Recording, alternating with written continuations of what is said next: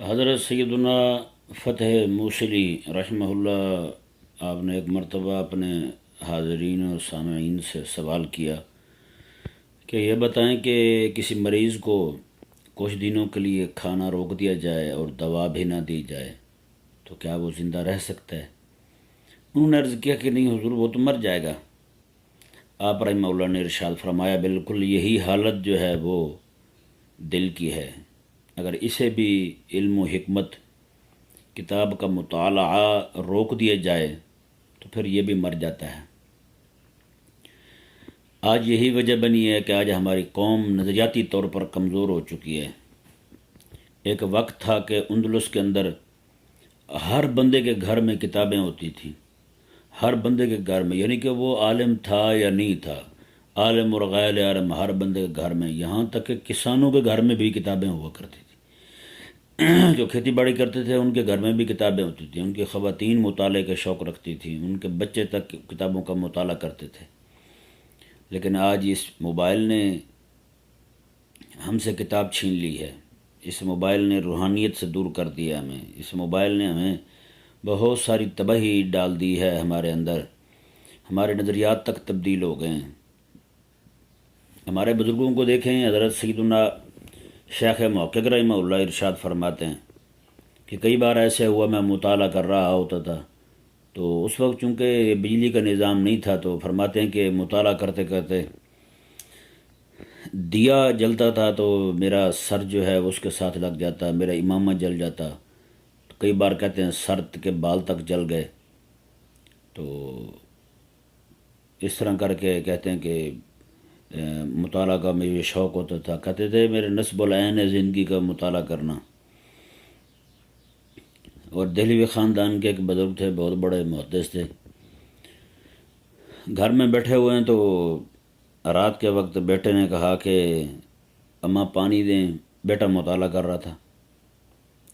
تو وہ محدث جو تھے وہ فرمانے لگے کہ استغفر اللہ استغفر اللہ، میرے گھر سے مطالعے کا شوق ختم ہو گیا، مطالعے کا ذوق ختم ہو گیا، آج جنازہ اٹھ گیا میرے گھر سے مطالعے کا۔ ان کی زوجہ محترمہ پوچھنے لگیں کہ کیوں، کیا ہوا؟ انہوں نے کہا جی اگر مطالعے کا شوق ہوتا تو اسے کتاب پڑھتے ہوئے پانی کا احساس کیسے ہوا، پیاس کا احساس نہیں ہونا چاہیے تھا اسے اگر مطالعے کا شوق ہوتا۔ تو مائی صاحبہ نے کہا نہیں ایسی بات نہیں ہے، انہوں نے بنا وہ تیل پڑا تھا کھانے والا وہ اٹھا کے پاس رکھ دیا، تو بیٹے نے اٹھایا اور تیل ہی پی گیا، اسے احساس تک نہیں ہوا۔ مائی صاحبہ نے کہا کہ دیکھیں آپ کے گھر سے الحمدللہ مطالعے کا شوق فوت نہیں ہوا، مطالعے کا ذوق آپ کے گھر میں موجود ہے بحمداللہ تعالی۔ حضرت سیدنا امام حسن بصری رضی اللہ تعالیٰ عنہ ارشاد فرماتے ہیں، آپ فرماتے ہیں 40 سال پورے سوتے ہوئے جاگتے ہوئے کبھی بھی میرے سینے سے کتاب علیحدہ نہیں ہوئی۔ اللہ اکبر کبیرہ۔ ہمارے لاہور کے ہی ایک بزرگ عالم تھے، ان کے پاس کتابیں خریدنے کو پیسے نہیں تھے تو انہوں نے خود جا کر اپنی سائیکل جو تھی وہ بیچ دی۔ اور کتنے ہمارے بزرگ تھے جنہوں نے اپنے گھر کی شتیر اور کڑیاں بیچ کر کے انہوں نے کتابیں خریدی بحمداللہ تعالی۔ کتاب کا مطالعہ جو ہے نا، کتاب کے ساتھ دوستی جو ہے وہ بالکل ایسے سمجھیں کہ ختم ہوتی جا رہی ہے۔ خاص طور پہ عوام تو عوام رہی نا، مولوی تک نہیں پڑھتے کتابیں، اب علماء جو ہیں وہ کتابوں سے دور ہوتے جا رہے ہیں۔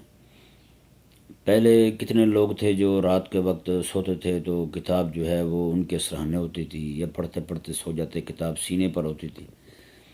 لیکن آج نوبت یہاں تک پہنچی ہے کہ ان کے پاس بھی موبائل ہے، اب ہیں کتابیں مانگیں گے تو پی ڈی ایف مانگیں گے، پی ڈی ایف دے دیں بھائی، کیوں بھائی؟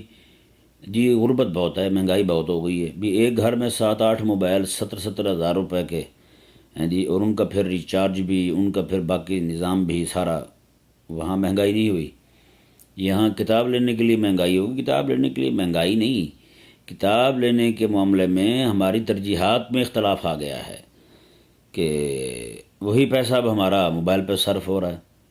تو یہ ذہن میں رہے، جو پی ڈی ایف میں پڑھنے والے ہیں ان کے لیے یہ بات ضروری ہے، کتاب میں پڑھنے کا ایک اپنا فائدہ ہے۔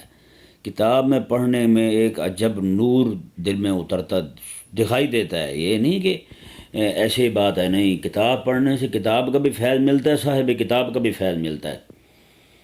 اللہ اکبر کبیرہ، یہ ایک بہت بڑا فائدہ ہے اس کا کتاب سے پڑھنے کا، اور یہ تو نقصان ہی نقصان ہے۔ لوگ جو ہیں وہ کتاب سے دور ایسے ہوئے کہ نعوذ باللہ من ذالک، آج رات کے وقت جو ہے نا، جب تک 5-7 بار موبائل ہاتھ سے چھوٹ کے ان کے منہ پہ نہ گرے، اس وقت تک نیند نہیں آتی ان کو۔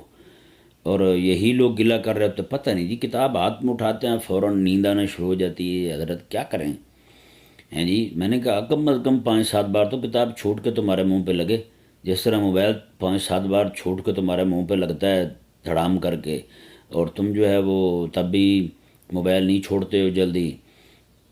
کوشش ہوتی ہے تھوڑا اور دیکھ لیں، تھوڑا اور دیکھ لیں، تھوڑا اور دیکھ لیں، تو کم از کم کتاب کے ساتھ بھی ایسے کرو، کم از کم 5-7 بار نہیں، 2-3 بار کتاب آپ کے ہاتھ سے چھوٹے اور آپ کے منہ پہ لگے، اور آپ کو لگے گا واقعی مجھے اب نیند زور کر گئی ہے، تو آپ پھر کتاب رکھ دیں، سو جائیں۔ حضرت سیدنا امام محمد رضی اللہ تعالیٰ عنہ، آپ جب رات کے وقت آرام فرماتے نا، آپ نے رات کو 3 حصوں میں تقسیم کیا ہوا تھا، ایک حصہ نیند کے لیے، ایک حصہ اللہ تعالیٰ کی عبادت کے لیے، ایک حصہ کتاب کے مطالعے کے لیے، اور 30 علوم کی کتابیں آپ کے سرانے ہوا کرتی تھیں۔ امام محمد رضی اللہ تعالیٰ عنہ کے 30 علوم پر مشتمل کتابیں آپ کے سرانے ہوا کرتی تھیں، اور آپ ان کا مطالعہ کرتے رہتے۔ کسی بندے نے آپ کو عرض کر دیا، حضرت آپ آرام بہت کم کرتے ہیں۔ آپ رحمہ اللہ نے ارشاد فرمایا کہ حضور کی ساری امت مجھ محمد پر اعتماد کر کے سوئی ہوئی ہے کہ ہمارے دینی فقہی مسائل کا حل یہ نکالے گا، اگر میں بھی سو گیا تو پھر تو آقا علیہ السلام کی امت کے اعتماد کو ٹھیس پہنچے گی۔ اللہ تبارک و تعالی ہمیں مطالعہ کرنے کا ذوق عطا فرمایا۔ یہ حقیقت والی بات ہے، یہ عذاب ہے اگر ہم سمجھیں تو۔